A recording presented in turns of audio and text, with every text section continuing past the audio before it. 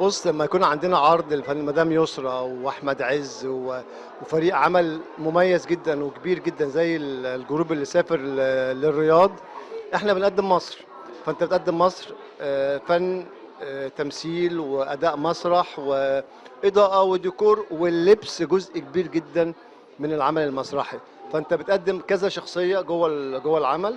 كنت قاعد في المسرح، فالناس كتير قوي مش عارفاني انا مثلا مين، مثلا في ناس عارفاني وفي ناس لا.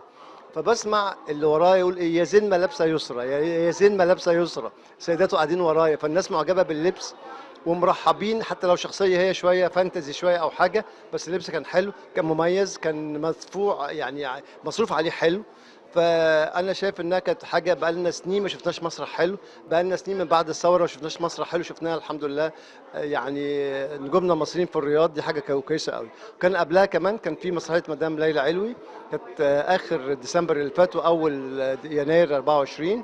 فكان بالنسبه لي برضو عوده للمسرح بكل ثقله، يعني عشان دايما كنت مع مدام يسرى من ايام طيور الظلام، وايام لما بابا ينام، وايام كعب عالي، ومدام ليلى الجميله والوحشين، وليلى وداليا البحيري لما عملت ماي فير ليدي. فطبعا دي حاجه كويسه قوي بالنسبه لنا يعني. وطبعا عارف ان شغل المسرح بيختلف عن شغل العادي، انت بتخاطب اول شخص في الصف الاول